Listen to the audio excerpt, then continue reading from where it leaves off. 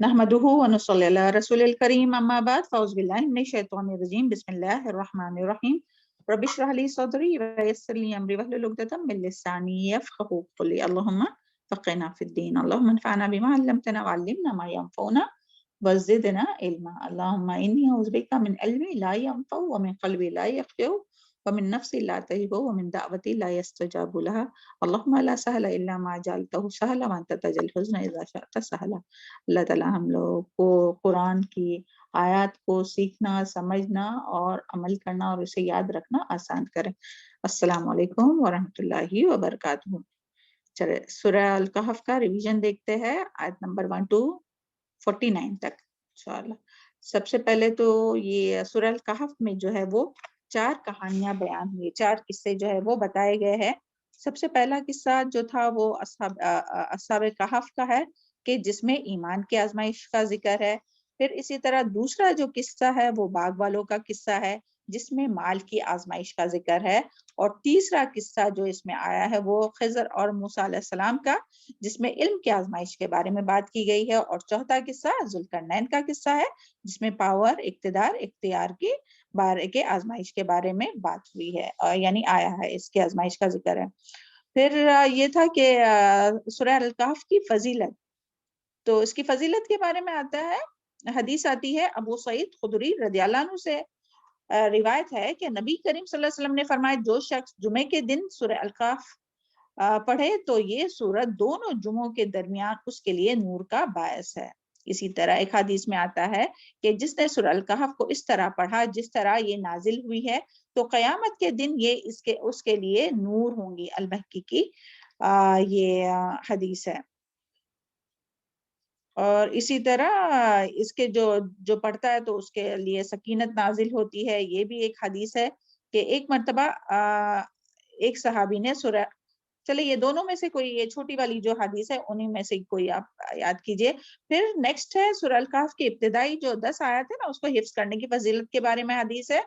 अबू दरदा रदियल्लाहु अन्हु बयान करते हैं कि नबी करीम सल्लल्लाहु अलैहि वसल्लम ने फरमाया, जो शख्स सूरह अल कहफ की इब्तिदाई 10 आयत हिफ्ज कर ले तो वो दज्जाल से महफूज होगा।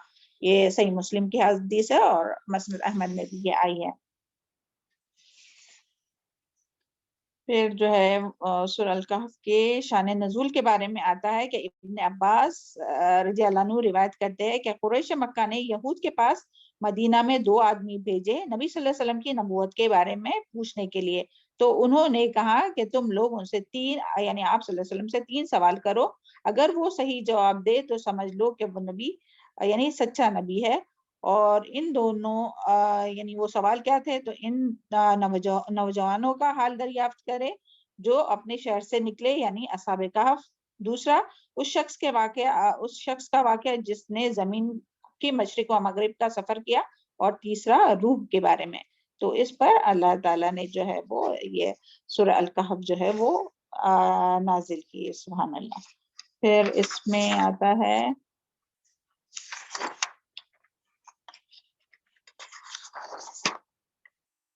अल्हम्दुलिल्लाह के मानी। अल्हम्दुलिल्लाह यानी कि अल्हम्दुलिल्लाह हम से है, यानी कि ऐसी तारीफ जिसमें मोहब्बत भी हो और ताजीम भी हो।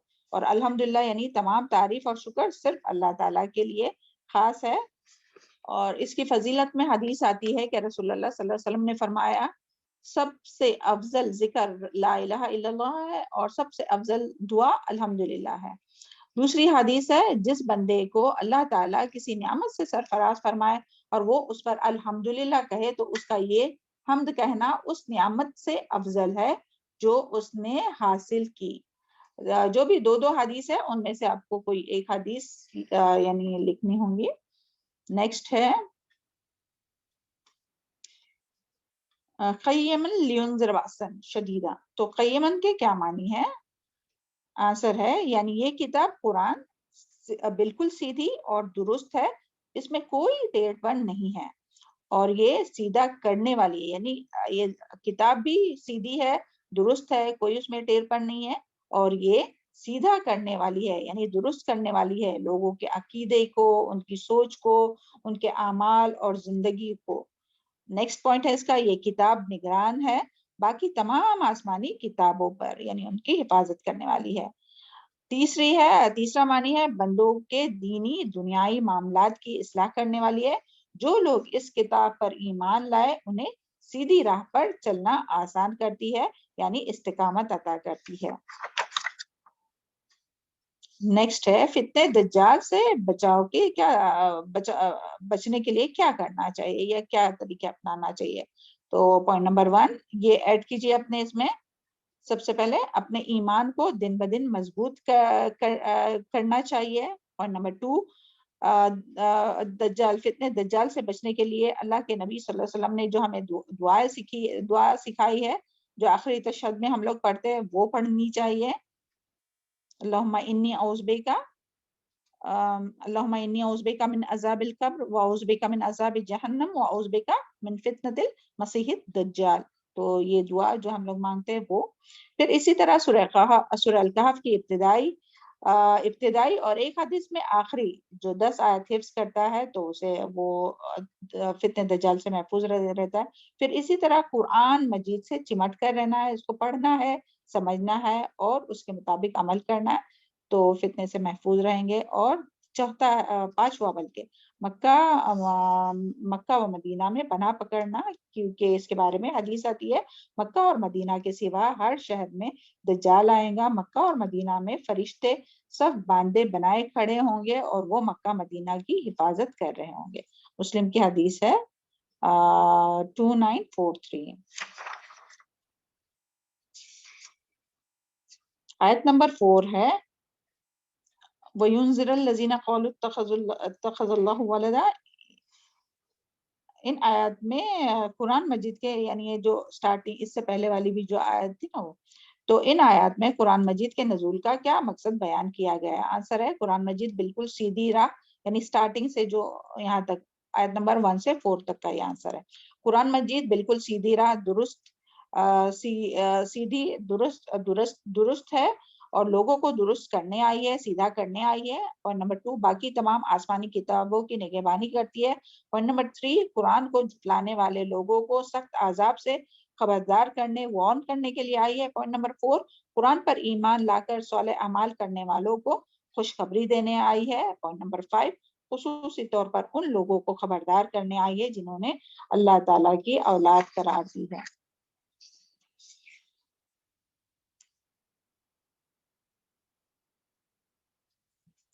آیت نمبر ہے 5 باخعن کا کیا مطلب ہے؟ تو مطلب ہے غم میں اپنے آپ کو ہلاک کرنا، اور اس کی وضاحت کہ اس غم میں آپ کی، یعنی اس طرح سے ہلاک کرنا کہ اس غم میں جو ہے وہ آپ کی جان نکل جائے۔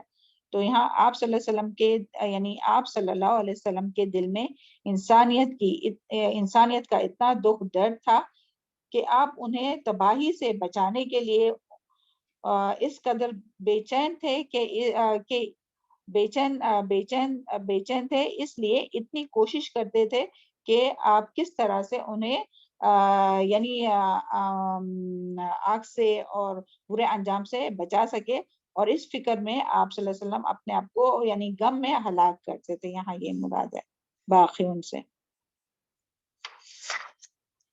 نیکسٹ ہے آیت نمبر 7 اللہ تعالیٰ نے زمین میں زینت اور رونق کے اٹریکشن کیوں رکھی ہے؟ آنسر ہے تاکہ لِنَبْلُوَكُمْ أَيُّهُمْ أَحْسَنُ عَمَلًا، تاکہ وہ آزمائے کہ کون سب سے احسن عمل کرنے والا ہے، یعنی کون ہے جو دنیا کی زینت کی چیزوں میں کھو نہیں جاتا بلکہ آخرت کی فکر کرتا ہے اور اچھے عمل کرتا ہے، اور کون ہے جو دنیا کی زینت اور انہی چیزوں میں مبتلا ہو جاتا ہے اور آخرت سے غافل ہو جاتا ہے، اور اللہ کے دین کو چھوڑ کر اس دنیا کی زندگی گزارتا ہے۔ نیکسٹ کویشچن ہے اس آیت کا، کسی عمل کی کوالٹی کس طرح بڑھتی ہے؟ کسی عمل کی کوالٹی جو ہے وہ کس طرح بڑھتی ہے؟ تو پوائنٹ نمبر 1 جتنا جس میں اخلاص زیادہ ہوگا اس کے مطابق اس کی کوالٹی بڑھتی ہے، اور جس قدر عمل نبی کریم صلی اللہ علیہ وسلم کی سنت کے مطابق ہوگا اس قدر وہ عمل اچھے ہوں گے یا اچھے ہوں گے۔ اگر ان دونوں میں سے کوئی ایک چیز بھی نہیں ہو تو اللہ تعالیٰ کے وہاں وہ عمل قابل قبول نہیں ہے۔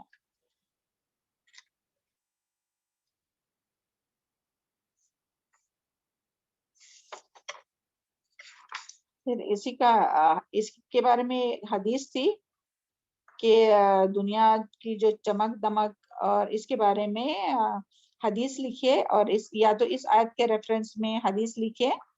تو حدیث ہے، ابو سعید رضی اللہ عنہ سے روایت ہے کہ رسول اللہ صلی اللہ علیہ وسلم نے فرمایا، بے شک دنیا شیرین اور سرسبز وہ شاداب ہے، بے شک اللہ تعالیٰ تمہیں اس میں جانشین بنانے والا ہے تاکہ وہ دیکھے کہ تم اس میں کس طرح عمل کرتے ہو۔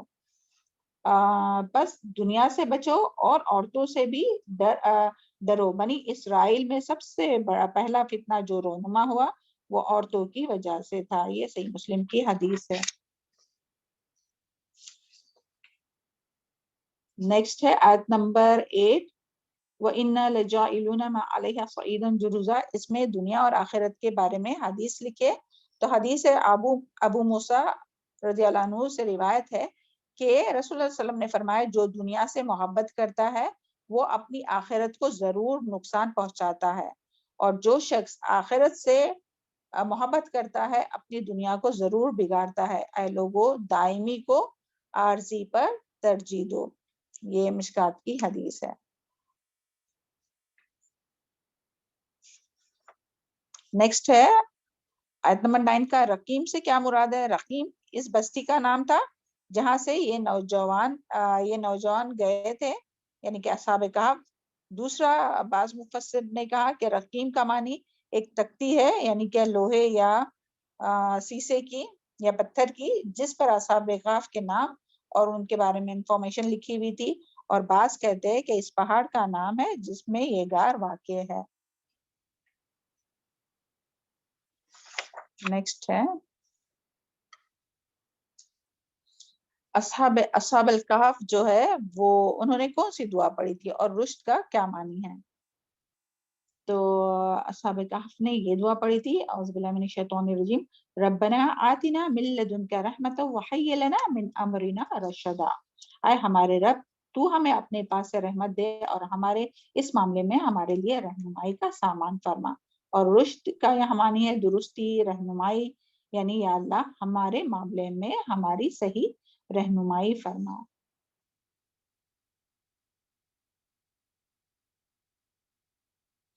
اور اس آیت سے ہمیں کیا پتہ چلتا ہے؟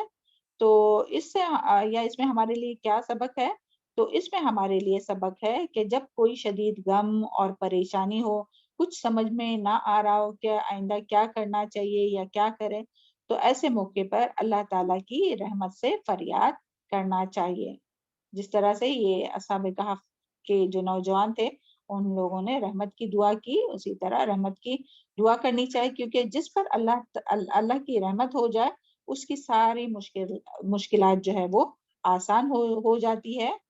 اور اسی طرح نبی کریم صلی اللہ علیہ وسلم کا بھی یہی طریقہ ملتا ہے کہ جب جنگ بدر میں، چلے یہ نہیں بھی اتنا لکھیں گے تو چلیں گا، مگر یہ دعا پڑھتے تھے نا، یہ دعا پڑھے تھے، یا حی یا قیوم برحمتک استغیث، یا اگر نہیں بھی لکھے صرف یہاں تک بھی لکھے نا کہ رحمت کی دعا کرنی چاہیے تو بھی کافی ہے۔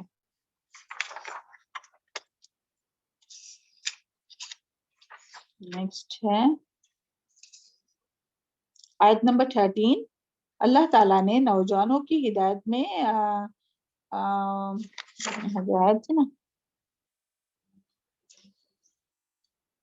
انہم فتیۃ آمنوا بربہم وزدناہم ہدی۔ تو اس کا کویشچن ہے، اللہ تعالیٰ نے نوجوانوں کی ہدایت میں اضافہ کیوں کیا، یعنی کیسے ہوا ان کے اس میں اضافہ؟ کیونکہ پوائنٹ نمبر 1، انہوں نے شرک کے ماحول میں رہتے ہوئے اس سے بچنے کی کوشش کی۔ نمبر 2، وہ اللہ تعالیٰ پر ایمان لائے اور مشکل حالات میں بھی توحید پر قائم رہے۔ پوائنٹ نمبر 3، اپنا دین اور ایمان کو بچانے کے لیے انہوں نے بہت سی قربانیاں دی، اپنا گھر آرام سب کچھ چھوڑ کر غار میں پناہ لی۔ اور نمبر 3، بادشاہ وقت کے سامنے حق بات کہنے کی جرات کی اور انہوں نے اللہ تعالیٰ سے ہدایت طلب کی، تو اس کے لیے اللہ تعالیٰ نے ان کے ہدایت میں اور اضافہ کیا۔ اللہ تعالیٰ ہم سب کی بھی ہدایت میں اضافہ فرمائے. نیکسٹ ہے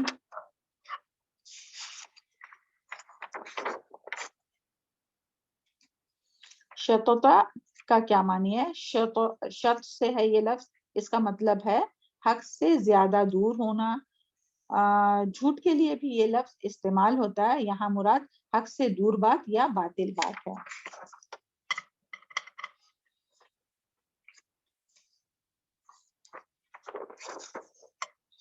نیکسٹ ہے آیت نمبر 17. ذالک من آیات اللہ، یہ اس میں اللہ کی کیا نشانیاں ہیں؟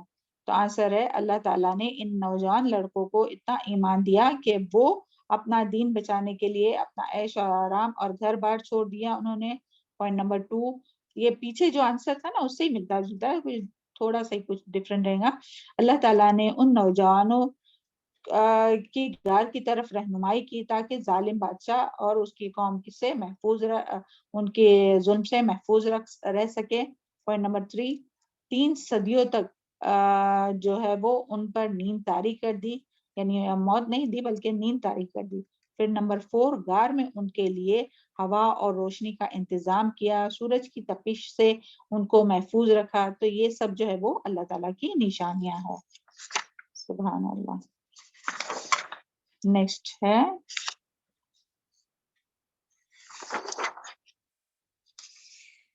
وَلْيَتَلَطَّفْ.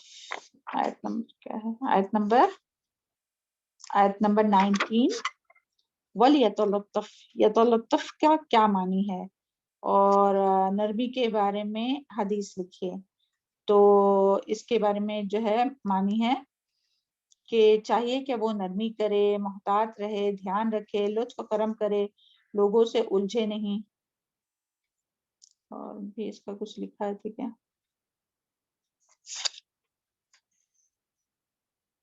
احتیاط ہو گیا نا. اور نرمی کے بارے میں حدیث ہے کہ حضرت ابو درداء سے روایت ہے کہ نبی کریم صلی اللہ علیہ وسلم نے فرمایا جسے نرمی میں حصہ دیا گیا تو بے شک اسے خیر میں سے حصہ ملا، اور جو نرمی کے حصے سے محروم کر دیا گیا تو بے شک وہ خیر سے محروم ہو گیا. اسی کا نیکسٹ کویشچن ہے فَبْعَثُوا أَحَدَكُمْ بِبَرِيقِكُمْ. اصحاب کہف نے جب اپنے ساتھی کو کھانا لانے کے لیے بھیجا تو اسے کیا تاکید کی اور کیوں؟ تو آنسر ہے فَلْيَنْظُرُوا أَيُّهَا أَزْكَىٰ طَعَامًا، یعنی کہ اسے حلال اور پاکیزہ اور طیب کھانا لانے کے لیے کہا. نمبر 2، وَلْيَتَلَطَّفْ، اور آنے جانے میں، خریدنے میں، لوگوں سے معاملات کرنے میں نرمی، ہوشیاری، احتیاط اور کیئرفل رہنے کا اسے تاکید کی. ولا یشعرن، اور لوگوں پر اپنی پہچان ظاہر نہ کرنے کی تاکید کی.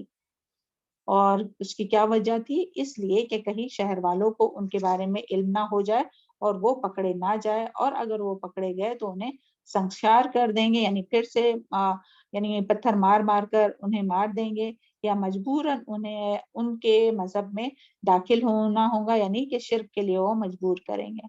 تو اسی لیے اصحاب کہف کو جو ہے وہ یعنی اپنی جان اور ایمان کا خطرہ تھا، اس لیے اتنے احتیاط کرنے کی تاکید کی تھی.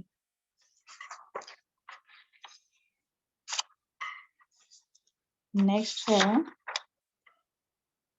آیت نمبر 20 کے بارے میں کہ قبر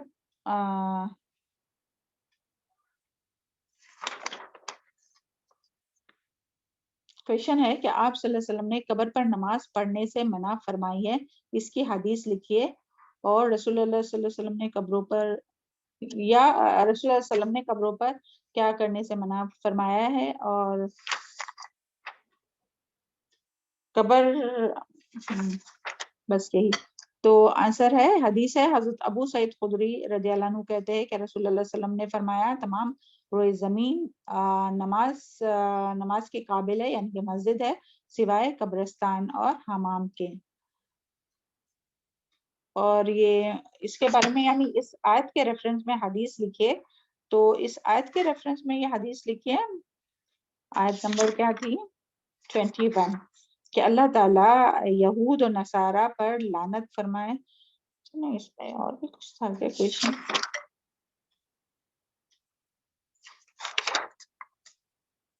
چلے یہ حدیث ہے، اللہ تعالیٰ یہود اور نصارہ پر لعنت فرمائے، انہوں نے اپنے انبیاء اور صالحین کی قبروں کو مسجد بنا لیا تھا. صحیح بخاری کی حدیث ہے. اسی طرح ایک اور حدیث ہے اسی آیت کے ریفرنس میں، رسول اللہ صلی اللہ علیہ وسلم نے فرمایا میری قبر کو عید یعنی کہ عرس یا میلہ نہ بنانا، جہاں کہیں تم ہو وہیں سے درود پڑھ لیا کرو، تمہارا درود مجھے پہنچا دیا جاتا ہے. محمد صلی اللہ علیہ وسلم علی نبینا محمد. اور اس آیت اور یعنی حدیث کے ذریعے ہمیں کیا پتہ چلتا ہے کہ ان حدیث سے ہمیں پتہ چلتا ہے کہ رسول اللہ صلی اللہ علیہ وسلم نے قبر، مقبرہ، مزار، روضہ پر لوگوں کے اس کو مقدس سمجھ کر جمع ہونے، عرس میلہ لگانے، وہاں نماز پڑھنے، مزاروں پر سجدے کرنے اور ان قبروں کا طواف کرنے، وہاں غیر اللہ کے نام پر نیاز نظر کرنے، جانور ذبح کرنے اور وہاں دھاگے باندھنے، چادر چڑھانے اور وہ ان کے وسیلے سے دعائیں وغیرہ مانگنے سے منع فرمائے. ان حدیث کے ذریعے یہ بات پتہ چلتی ہے.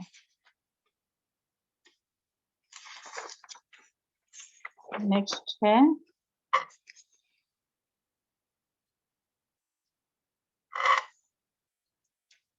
آیت نمبر 23 اور 24 میں کیا حکم دیا گیا ہے؟ آنسر ہے جب ہم کوئی کام کرنے کا ارادہ کرے یا کسی سے وعدہ کرے تو انشاءاللہ کہے، کیونکہ اللہ کی مشیت ہوں گی تو وہ کام ہوگا. نمبر 2، اگر اس وقت انشاءاللہ کہنا بھول جائے تو جب یاد آ جائے، چاہے کتنا بھی لمبا عرصہ گزر گیا ہو، تو انشاءاللہ کہے. انشاءاللہ نہ کہے تو ہو سکتا ہے اللہ سزا دے اور وہ کام ہی نہ ہو. پھر اسی طرح پوائنٹ نمبر 3 اور ابن عباس کے قول کے مطابق ہے کہ اگر سال بھی گزر گیا ہوگا نا اور اپنے کو کوئی بات یاد آئی کہ ہم نے انشاءاللہ نہیں بولے تھے تو اس وقت بھی انشاءاللہ کہنا چاہیے، یعنی اتنی امپورٹنٹ ہے. تو امید کرتے ہیں کہ عمل ہو رہا ہوگا، اس کو ضرور یاد رکھے ہوں گے آپ لوگوں نے. ہاں اللہ تعالیٰ ہم سب کو عمل کی توفیق عطا فرمائے. یعنی تھرڈ ہے کام کرنے کا ارادہ کر کے اللہ پر توکل رکھے، اللہ تعالیٰ بہترین رہنمائی فرمائے گا. ان آیت سے ہمیں پتہ چلتا ہے. اور اسی طرح یہ جو بات آئی تھی نا اذا نسیت،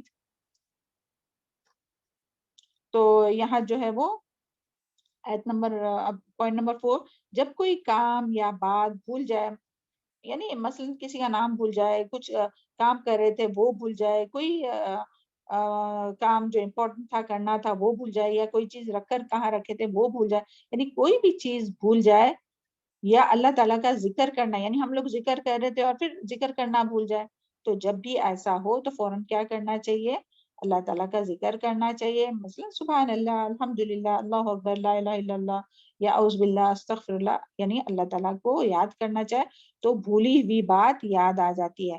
امید کرتے ہیں کہ اس پر بھی عمل کیے ہوں گے کہ جب بھی کچھ بھول گئے تو کیا کرنا ہے. اکثر ہوتا ہے نا بھولنے کا، تو ہے عادت رہتی ہے نا، تو کمزوری ہے انسان کی بھولنے کی. تو کیا کرنا چاہیے جب بھی کوئی بھی یاد نہیں آ رہی ہم لوگ کو بات، کسی کا نام ہو، کوئی بھی چیز یاد نہیں آ رہی ہوں گی، تو جلدی سے کیا کریں گے؟ اللہ تعالیٰ کا ذکر کریں گے. کس طرح سے؟ کچھ بھی، سبحان اللہ پڑھیے، الحمدللہ پڑھیے، اللہ اکبر، لا الہ الا اللہ، یا لا الہ الا اللہ محمد رسول اللہ، یا استغفار، یا اعوذ باللہ، تو بھولی ہوئی بات یاد آ جائیں گی. یہ آیت کے ذریعے ہمیں پتہ چلتا ہے نا. اور پوائنٹ نمبر 5، اذا نسیت کا ایک معنی غصہ کیا ہے، اور کس نے؟ اکرمہ جو ہے انہوں نے اس کا کیا معنی کیا ہے؟ غصہ. تو اس کا مطلب ہے کہ جب تمہیں غصہ آئے تو اللہ کو یاد کرو. نیکسٹ کویشچن ہے انشاءاللہ کہنے کے کیا فائدہ ہے؟ انشاءاللہ کہنے کا کیا فائدہ ہے؟ تو انشاءاللہ کہنے سے بندہ اپنے آپ کو اللہ کے سپرد کرتا ہے، اور اگر اللہ نے چاہا، اللہ کے سپرد کرتا ہے کہ اگر اللہ نے چاہا تو یہ کام ہوگا، میری طاقت سے، قوت سے نہیں ہوگا. اور دوسرا فائدہ یہ کہ اللہ کے نام سے اس کام میں برکت ہوتی ہے، اور اللہ کے نام کی برکت سے اللہ کے نام کی برکت اس میں شامل ہوتی ہے. سبحان اللہ. تو دیکھیں انشاءاللہ کی کتنے فائدے ہیں. تو اللہ تعالیٰ ان تمام باتوں کو ہم لوگوں کو یاد رکھنے والا اور عمل کرنے والا بنائے۔ پھر ہے کہ اصحاب کہف جو تھے وہ کتنے سال تک جو ہے وہ سوئے رہے، تو اس کے بارے میں آتا ہے کہ وہ 103 جو قمری سال ہے نا وہ 309 سال جو ہے وہ 309 نا؟ سوئے رہے، 309 سال سوئے رہے جی۔ اور اصحاب کہف کے ہاں نیکسٹ کویشچن ہے اصحاب کہف کے قصے میں ہمارے لیے کیا سبق ہے، اور اصحاب کہف جو تھے وہ کتنے تھے؟ نہیں کتنے تھے وہ رہنے دیجئے، کیونکہ وہ اس کے بارے میں تو رہنے دیجئے، بس یہی کہ اصحاب کہف کے قصے میں ہمارے لیے کیا سبق ہے۔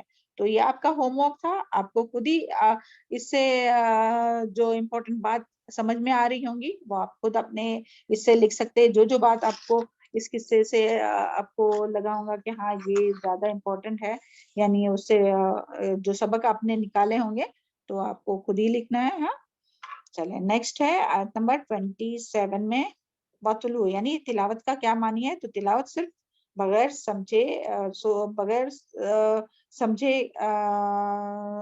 سوچے سمجھے پڑھنا نہیں، اسے تو یعنی بغیر سمجھے جو پڑھتے ہیں اسے قرات کہتے ہیں۔ تلاوت کا معنی ہے فالو کرنا، یعنی میننگ کو فالو کرنا، یعنی جب ہم تلاوت کر رہے ہو، قرآن پڑھ رہے ہو تو پیچھے پیچھے جو ہے وہ میننگ سمجھ میں آ رہا ہو، میننگ جو ہے وہ پیچھے پیچھے آ رہا ہو۔ اور اس کا دوسرا مطلب ہے جو اس قرآن میں احکامات دیے گئے ہیں اس کو فالو کرنا، یعنی کہ قرآن کو یہی کہ سمجھ کر غور و فکر کرنا اور اس کے مطابق عمل کرنا۔ نیکسٹ ہے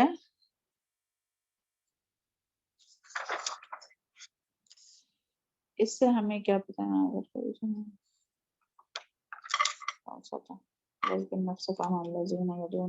ہاں یہ جو ہے نا آیت نمبر 28 وَاصْبِرْ نَفْسَكَ مَعَ الَّذِينَ يَدْعُونَ انہم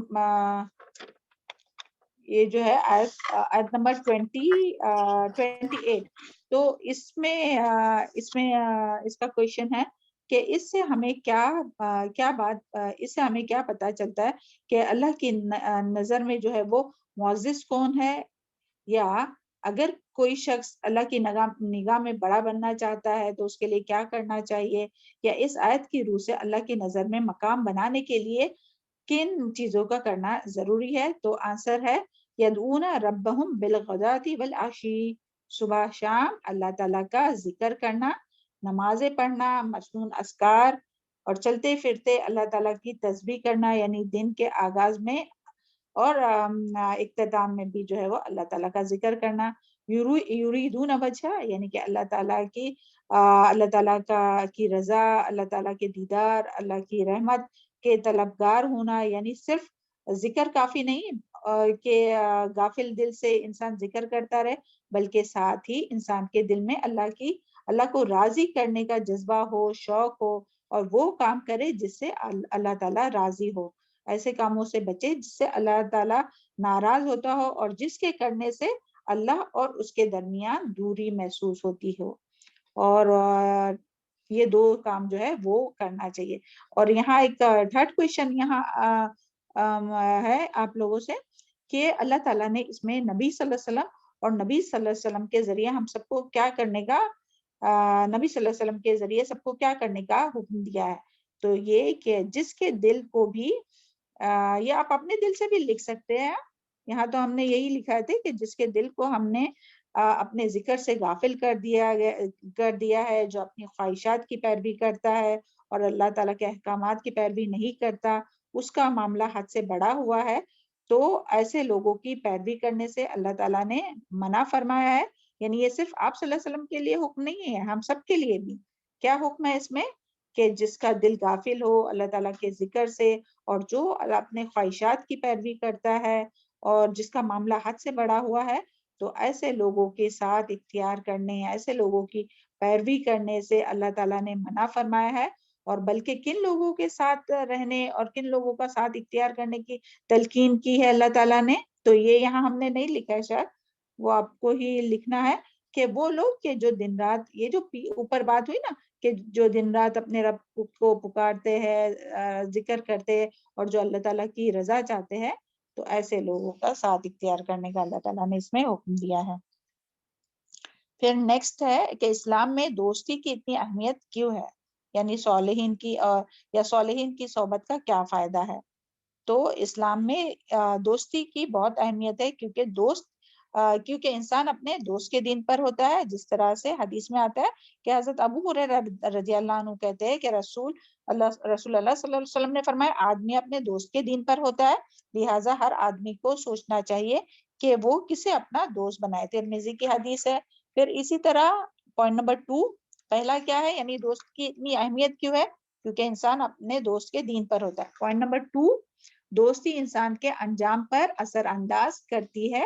اس کی دلیل ہے حضرت انس رضی اللہ عنہ کہتے ہیں رسول اللہ صلی اللہ علیہ وسلم نے فرمایا قیامت کے روز تو اسی کے ساتھ ہوگا جس سے تو نے محبت کی۔ پھر تیسرا، قیامت کے روز صرف نیک لوگوں کی دوستی کام آئیں گی، باقی دوستی دشمنی میں بدل جائیں گی۔ دلیل سورہ زخرف، الاخلاء یومئذ بعضهم لبعض عدو الا المتقین، قیامت کے روز متقین کے علاوہ سارے دوست ایک دوسرے کے دشمن بن جائیں گے۔ پھر چوتھی بات، اللہ تعالیٰ کی رضا کے لیے ایک دوسرے سے محبت کرنے والوں کو اللہ تعالیٰ قیامت کے دن اپنے عرش کے سائے میں نصیب فرمائے گا۔ پھر پانچویں بات، اہل ایمان کو صرف مومن اور متقی لوگوں سے دوستی کرنی چاہیے۔ اس کی بھی دلیل ہے کہ حضرت ابو سعید خدری سے روایت ہے رضی اللہ عنہ سے روایت ہے کہ انہوں نے رسول اللہ صلی اللہ علیہ وسلم سے فرمایا مومن کے علاوہ کسی کو اپنا دوست نہ بناؤ، اور تمہارا کھانا صرف متقی آدمی کو کھانا چاہیے۔ ترمذی کی حدیث ہے۔ پھر 6 پوائنٹ ہے، اس میں سے آپ کوئی بھی 5 پوائنٹ یاد کیجئے۔ ہاں 6 پوائنٹ ہے، اللہ کے نیک بندوں کی اللہ تعالیٰ کے نیک بندوں سے نفرت یا دشمنی رکھنے والے سے اللہ تعالیٰ کا اعلان جنگ ہے۔ بخاری کی حدیث ہے۔ حضرت ابو ہریرہ رضی اللہ عنہ کہتے ہیں کہ رسول اللہ صلی اللہ علیہ وسلم نے فرمایا اللہ تعالیٰ فرماتے جس نے میرے دوست سے دشمنی کی اس کے خلاف میرا اعلان جنگ ہے۔ یہ ایک بہت بڑی حدیث کا حصہ ہے۔ نیکسٹ ہے 7 پوائنٹ، ایک دوسرے کے ساتھ محبت کرنے سے اہل ایمان کی اللہ تعالیٰ عزت فرماتا ہے۔ دلیل ہے حضرت ابو امامہ رضی اللہ عنہ کہتے ہیں رسول اللہ صلی اللہ علیہ وسلم نے فرمایا جب کوئی بندہ اللہ کی خاطر دوسرے بندے سے محبت کرتا ہے تو اللہ تعالیٰ اس کی عزت کرتے ہیں۔ سبحان اللہ، دیکھیے کتنی باتیں پتہ چلی ہے نا دوستی کے بارے میں۔ 8 پوائنٹ ہے، اہل ایمان ایک دوسرے کی مدد، حمایت اور ایک دوسرے کے ساتھ تعاون نہیں کریں گے تو زمین میں بڑے فتنے فساد ہوں گے، اور اس کی دلیل ہے سورہ انفال آیت نمبر 73 والذین کفروا بعضهم اولیاء بعض الا یفعلوا، ترجمہ ہے لکم فتنۃ فی الارض وفساد، اس کا ترجمہ ہے، آپ آیت دیکھیے آیت نمبر 73 سورہ الانفال، کافر ایک دوسرے کی حمایت کرتے ہیں، اگر تم ایک دوسرے کی حمایت نہ کرو گے تو زمین میں فساد برپا ہوگا۔ یعنی کافر تو ایک دوسرے سے حمایت کرتے ہیں برے کام میں، غلط کاموں میں، تو اللہ تعالیٰ یہاں کیا فرماتے ہیں اگر تم ایک دوسرے کی حمایت نہیں کرو گے، یعنی جو مومن ہے وہ ایک دوسرے کی حمایت اور مدد نہیں کریں گے تو کیا ہوگا؟ فساد۔ اور واقعی کتنی سچی بات ہے نا کہ آج جو ہے وہ مسلمان ایک دوسرے سے جیسی ہمدردی کرنی چاہیے، جیسی دوستی کرنی چاہیے، جیسے ایک دوسرے کے لیے دعا کرنی چاہیے ویسی نہیں کرتے، اسی لیے جو ہے وہ فساد زیادہ ہو رہا ہے، یعنی لوگوں میں بھی اور انسانوں کے اندر، یعنی تمام انسانوں میں۔ چلیں نیکسٹ ہے کل محل کا کیا معنی ہے؟ تو تیل کی تلچھٹ، ہر معدنی چیز جیسے چاندی، سونا، تانبا وغیرہ جو شدید حرارت کی وجہ سے پگھلا ہوا ہو، اور جہنمیوں کے جہنم سے بہنے والا پیپ اور خون، یعنی یہ تینوں معنی اس میں آتے ہیں کل محل، مگر زیادہ کر کے جو اس کا معنی کیا جاتا ہے وہ تیل کی تلچھٹ کیا جاتا ہے۔ اور نیکسٹ ہے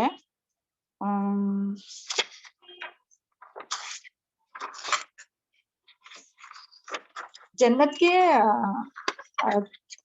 آیت نمبر 31 ہے، جنت کے مختلف نام لکھے تو دارالسلام سلامتی کا گھر، دارالمتقین متقی لوگوں کا گھر، دارالقرار قرار کی جگہ، مقام امین امن کی جگہ، جنات عدن سدا بہار جنت، جنت النعیم نعمتوں بھری جنت، دار الاخر آخرت کا گھر.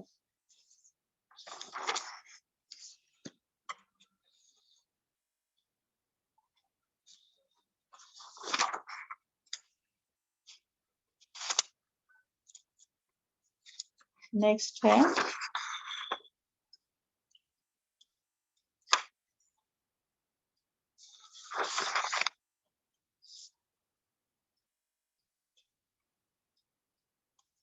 تکبر، آیت نمبر 36. تکبر، متکبر مالدار شخص یعنی جو باغ والا، کس طرح اپنی باغ والے نے کس طرح اپنے نفس پر ظلم کیا. تو نمبر 1 کہ اس نے فخر اور غرور کرتے ہوئے کہا کہ یہ باغ کبھی تباہ نہیں ہوگا. نمبر 2 اس نے قیامت کا انکار کیا اور قیامت کبھی نہیں آئیں گی اس طرح.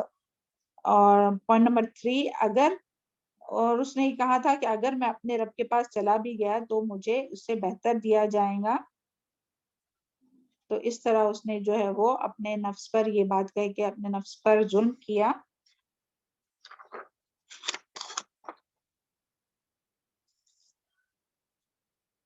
اور یہ جو ہے نا باغ والوں کا ذکر، تو اس میں شاید ہم نے لکھا ہے نہیں ہے کہ اس میں ہمارے لیے کیا سبق ہے باغ والے کے قصے میں.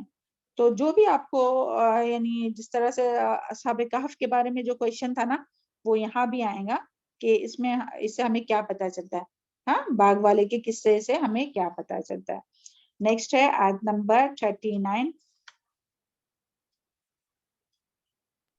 میم لکھائے تھے آپ نے؟ لکھا ہے، ہم کو دکھ کیوں جی میرا بولوں نظر ہم نہیں 2 پوائنٹس ہے. ہاں جی بتائیے. جی اللہ تعالیٰ نے جو بھی ہمیں نعمتیں دی ہے اسے اپنی قابلیت یا اپنی کوشش کا نتیجہ نہیں سمجھنا چاہیے، تکبر نہیں کرنا ہے، بلکہ اسے اللہ کا فضل سمجھنا چاہیے اور اس کا شکر ادا کرتے رہنا چاہیے. قولی شکر، عملی شکر اور قلبی شکر.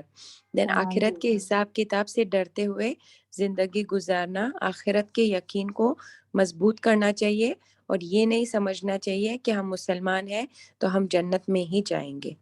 جی بارک اللہ فی علمک. ہاں اس میں تھا، نیچے ہی تھا، ہم دیکھیں. چلو نیکسٹ ہے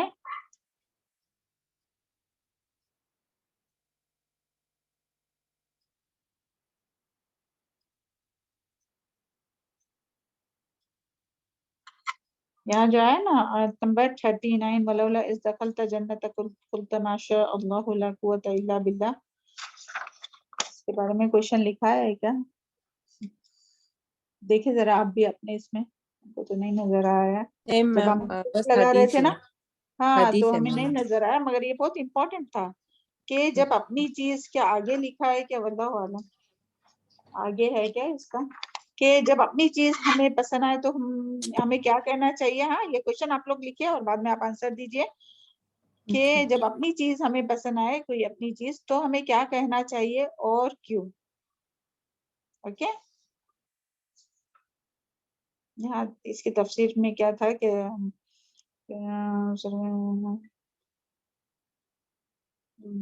جب اپنا مال، اپنی اولاد یا حال اچھا لگے تو ماشاء اللہ لا قوت کہنا چاہیے. اس کا فائدہ یہ ہوتا ہے کہ اس سے نظر بد سے انسان جو ہے وہ محفوظ ہو جاتا ہے. یعنی اپنا، یعنی خود کی بھی نظر لگ سکتی ہے نا، پیار کی بھی نظر ہوتی ہے اور حسد کی بھی نظر ہوتی ہے، تو خود کی بھی نظر سے جو ہے وہ محفوظ ہو جاتا ہے. تو اس کے لیے جب اپنی چیز، اپنا کوئی بھی اولاد، اپنا گھر، اپنی کوئی بھی چیز پسند آئے تو ہمیں ماشاء اللہ لا قوت الا باللہ کرنا چاہیے.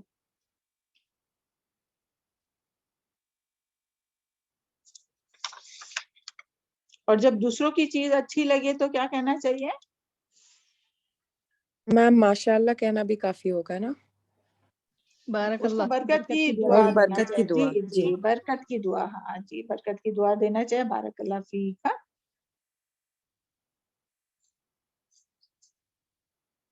پھر ہے نیکسٹ. چلو یہ حدیث یاد کیجئے، آیت نمبر 40. وہ حدیث آیت نمبر جو 40 ہے نا، تو اس میں یہ حدیث ہے، بار بار آتی ہے. تو یہ پتہ نہیں ہوئی کیا نہیں، گناہ کیا ہے یہ آپ لوگوں کی یاد ہو گئی. اس ماہ کبھی نفسک وت کرے تو آئی یت علیہ الناس، عربک ٹیکسٹ یاد کرنا ہے ہاں. والاسم ما حاک به فی نفسک وکرہت ان یطلع علیہ الناس، یعنی صحیح مسلم کی حدیث ہے کہ گناہ وہ ہے جو تیرے جی میں کھٹکے اور تو اس پر لوگوں کے مطلع ہونے کو ناپسند کرے. اور اس کے بارے میں یہ جو تھا نا کہ یہ سب ہو سکتا ہے آبجیکٹیو میں بھی ہم پوچھے کہ ابن مسعود رضی اللہ فرماتے ہیں کہ مومن اپنے گناہوں کو، یعنی مومن اپنے گناہوں کو کیا سمجھتا ہے کہ مومن اپنے گناہوں کو یوں سمجھتا ہے جیسے کہ پہاڑ کے نیچے بیٹھا ہو اور ڈرتا ہو کہ اس پر گر نہ پڑے. اور جو فاجر رہتا ہے وہ اپنے گناہوں کو کیسے سمجھتا ہے کہ جیسے ایک مکھی ہے جو اس کے ناک پر بیٹھی ہے پھر اور وہ اسے یعنی ہاتھ کا اشارہ کر کے بتائے کہ وہ اسے اڑا دے. اور جب گناہ ہو جائے تو پھر کیا کرنا چاہیے؟ تو جب گناہ ہو جائے تو ہمیں نیکیوں میں جلدی کرنا چاہیے، جس طرح سے یہ آیت میں آئے وَسَارِعُوا إِلَىٰ مَغْفِرَةٍ مِّن رَبِّكُمْ وَجَنَّةٍ عَرْضُهَا السَّمَاوَاتُ وَالْأَرْضُ أُعِدَّتْ لِلْمُتَّقِينَ. اگر یہ عربک میں آپ کو مشکل ہے یعنی آیت لکھنا تو ترجمہ لکھیے، اور اس کے ریفرنس میں یہ حدیث بھی ہے کہ کیا کرنا چاہیے اگر گناہ ہو جائے تو نیکیاں کرنا چاہیے. اور اس کے ریفرنس میں حدیث ہے حضرت ابو ہریرہ رضی اللہ عنہ سے روایت ہے کہ رسول اللہ صلی اللہ علیہ وسلم نے فرمایا کہ نیک اعمال بجا لانے میں جلدی کرو، ان فتنوں سے پہلے پہلے جو اندھیری رات کے حصوں کی طرح ہوں گے. صبح نیک اعمال بجا لانے میں جلدی کرو، ان فتنوں سے پہلے جو اندھیری رات کے حصوں کی طرح ہوں گے. صبح کے وقت آدمی مومن ہوگا اور شام کے وقت کافر ہو جائے گا، یا شام کے وقت مومن ہوگا اور صبح کے وقت کافر ہو جائے گا. اللہ تعالیٰ ہم لوگوں کو تمام فتنوں سے محفوظ رکھے اور نیکیوں میں سبقت کرنے والا بنائے.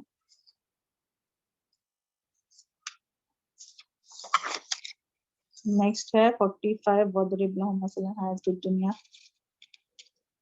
یہ جو ہے نا وَاضْرِبْ لَهُمْ مَثَلًا حَيَاةَ الدُّنْيَا، تو اس کا کویشچن یہ کہ یعنی اس آیت میں اللہ تعالیٰ نے کیا مثال بیان کی ہے، اس کا آپ کو آنسر خود ہی لکھنا ہے ہاں. جو کچھ اس میں پڑھے اس کا بس تھوڑا سا نچوڑ 4-5 لائن میں آپ کو لکھنا ہے ہاں. یہ بھی لکھا ہے کہ ہم نے قرآن مجید میں اللہ تعالیٰ کی کئی نہیں ہے لکھا. چلے نیکسٹ ہے المال والبنون زینت الحیات الدنیا. اس کی وضاحت کیجئے اور اس کے ریفرنس میں حدیث لکھے. تو یہاں ہے کہ یہاں اللہ تعالیٰ نے دنیا کی نعمتوں کی بے ثباتی کے بارے میں فرمایا کہ مال اور دولت تو صرف دنیا کی زندگی کی زینت ہے، رونق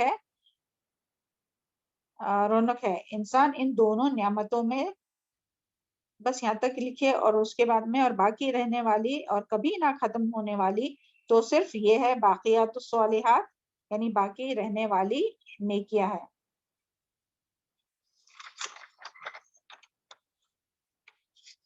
اور اس کے ریفرنس میں حدیث ہے حضرت انس بن مالک رضی اللہ عنہ بیان کرتے ہیں کہ 3 چیزیں میت کے ساتھ جاتی ہے، جن میں 2 چیزیں واپس آ جاتی ہے، ایک ساتھ رہ جاتی ہے. میت کے گھر والے، اس کا مال، اس کا عمل ساتھ جاتے ہیں، جن میں گھر والے اور مال واپس آ جاتے ہیں اور عمل ساتھ میں رہ جاتا ہے. تو اللہ تعالیٰ ہم لوگوں کو نیکیوں میں سبقت کرنے والا بنائے. اور نیکسٹ کویشچن ہے اسی آیت کا والباقیات الصالحات سے کیا مراد ہے؟ تو اس میں آپ اپنے دل سے بھی لکھ سکتے ہیں، اپنے دل سے ان دا سینس یعنی یہ ساری چیزیں جو لکھائی گئی ہے وہ ایک ہی لائن میں بھی لکھ سکتے ہیں ہاں. والباقیات الصالحات میں جیسے کہ سبحان اللہ 5 وقت کی، سب سے پہلے تو 5 وقت کی نماز ہے نا، فرض نماز جو ہے وہ. پھر اسی طرح سبحان اللہ الحمدللہ ولا الہ الا اللہ واللہ اکبر ولا حول ولا قوۃ الا باللہ، یعنی یہ کس نے کہا وہ نہیں، ڈائریکٹ یہی. اور پھر اسی طرح باقیات الصالحات سے مراد یہ لا الہ الا اللہ، یہ تو ہو گیا نا ذکر ایک بار.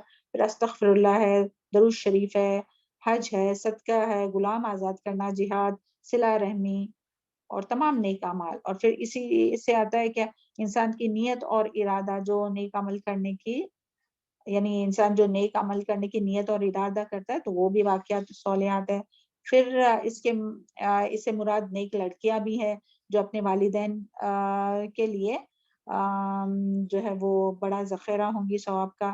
پھر اسی طرح وہ نیک بچہ جو فوت ہو جائے اور اس کا والد اس کا ثواب کی نیت سے صبر کرے، اور پھر نیک اولاد یعنی لڑکی ہو یا لڑکا کوئی بھی نیک اولاد جو ہے تو جو مرنے کے بعد والدین کے لیے دعا کرے. تو یہ ساری چیزیں جو ہے وہ واقعات صالحات ہے، تو جتنی آپ کو یاد رہیں گی آپ لکھ سکتے ہیں.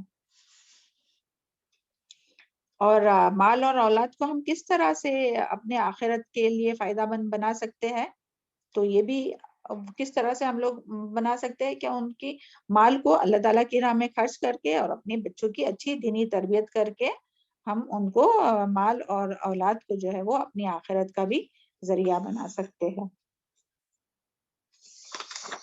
چلیں نیکسٹ ہے